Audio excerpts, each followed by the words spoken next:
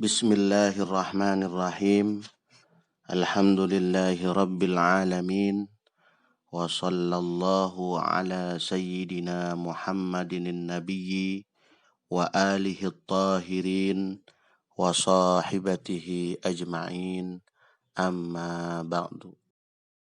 Faslun wa juludul maitati tathuru biddibaghi illa jildul kalbi wal khinziri wa ma tawallada minhuma aw min ahadihima wa azmul maitati wa sya'ruha najsun illal adamiyyu.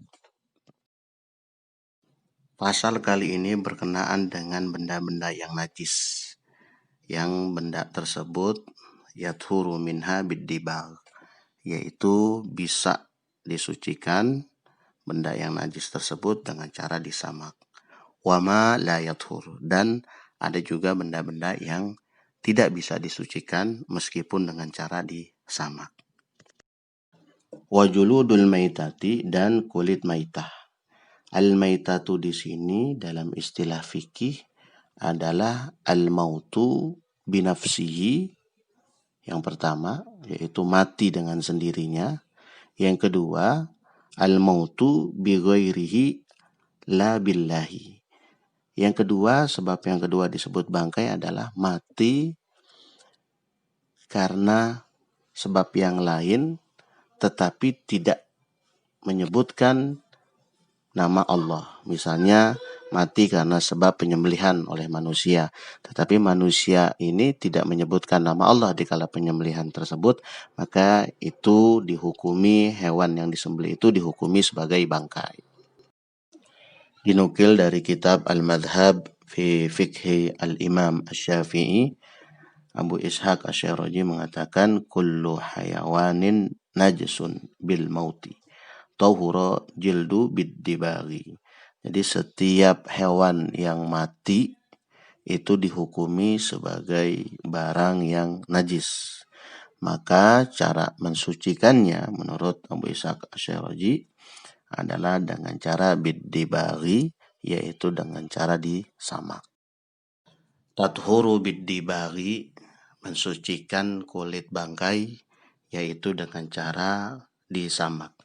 Sebagaimana Rasulullah Shallallahu Alaihi Wasallam bersabda, dibaghu juludil maitati tuhuruha. Hadis disahihkan oleh Ibnu Hibban. Rasulullah Shallallahu Alaihi Wasallam bersabda bahwa menyamak daripada kulit bangkai adalah merupakan cara mensucikannya. Wa kaifiyatuhu ay kaifiyatud dabghi ayan za'a fudul al-jildi, yaitu dengan cara mencabut kelebihan daging yang ada di kulit, mimma yu'affinuhu min damin, sekiranya ini bisa menjadikan bau atau membusuk karena sebab mindamin daripada darah, wa nahwihi, dan semisal dengannya, bisyai'in, dengan sesuatu, hirrifin ka'afsin, dengan sesuatu barang yang pahit atau asam seperti tanaman afsin. Walau kanal hirrif najsan, meskipun sesuatu untuk menyamak ini najisan, itu najis. Seperti apa? Seperti kadzarqin, hamamin, seperti kotoran burung merpati. Maka kalau demikian kafa biddabghi, dianggap cukup di dalam hal menyamak. Menurut Syekh Abu Bakar Taqiyuddin Al-Hisni dalam kitabnya kitab Kifayatul Akhyar, kaifiyatul dabghi, yaitu tata cara menyamak, beliau membagi menjadi 3. Yang pertama, naz'un fadalatihi, yaitu mencabut daripada sisa daging, kelebihan daging. Yang kedua, ayyatiba nafsal jildi, memberikan pengharum atau mengharumkan nafsal jildi, zat daripada kulit.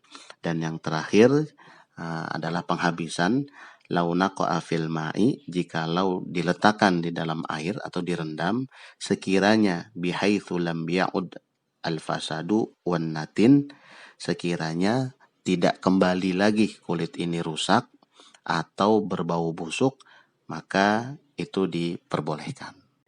Illa jildul kalbi wal khinziri, kecuali kulit daripada binatang anjing dan babi.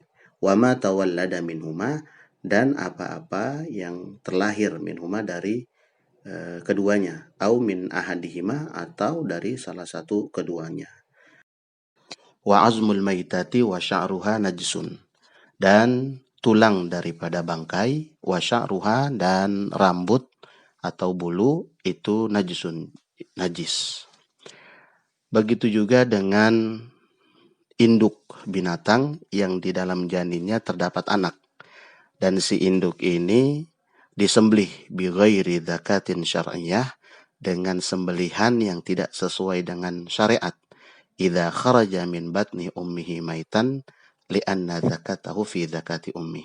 Apabila si anak ini keluar dari janin si ibunya, maka si anak dianggap sebagai bangkai. Kenapa?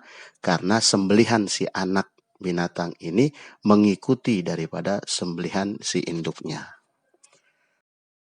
Secara umum, bangkai itu haram untuk dimakan. Sebab ada hadis dari Rasulullah SAW, innama haruma minal maitati akluha. Dari Ibnu Abbas, rawahu Daruqutni, bahwa sesungguhnya diharamkan daripada bangkai untuk dimakan. Namun ada beberapa pengecualian untuk bangkai-bangkai yang boleh dimakan. Seperti yang pertama bangkai ikan, dan yang kedua bangkai belalang. Dari hukum kenajisannya, bangkai yang ketiga adalah bangkai yang tidak memiliki damun sa'ilun, darah yang mengalir, maka masuk tetap sebagai kategori najis, tapi najis yang dimakfu, najis yang dimaafkan.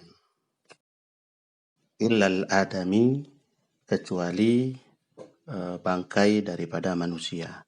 Maka jumhur ulama di sini bersepakat bahwa seorang muslim yang meninggal, maka badannya tidak dianggap najis, sebab ada hadis dari Rasulullah SAW, subhanallahi innal muslima la yanjusu, rawahu Bukhari. Maha suci Allah, sesungguhnya orang-orang muslim itu tidak najis. Dan ada hadis yang lain, al-muslimu la yanjusu hayyan wa maitan, dan seorang muslim itu tidak najis baik dalam keadaan hidupnya maupun dalam keadaan mati. Adapun orang-orang yang di luar muslim, ini ulama ikhtilaf apakah dia masuk dalam kategori najis atau tidak. Namun jumhur ulama mengatakan bahwa manusia mati tidak masuk dalam kategori najis, sebagaimana dalam kitab Syarah Muhadzab. Ikhtilaf terjadi apakah orang musyrik mati ini najis atau tidak, sebab dalam menafsirkan ayat ya ayyuhalladzina amanu innamal musyrikuna najasun, wahai orang-orang yang beriman, sesungguhnya orang-orang musyrik itu najis. Nah, najis ini berbeda, ikhtilaf ulama, apakah najis ini lughawi atau urfi. Namun jumhur ulama lebih menekankan bahwa manusia mati tidaklah najis. Wallahu a'lam bishawab.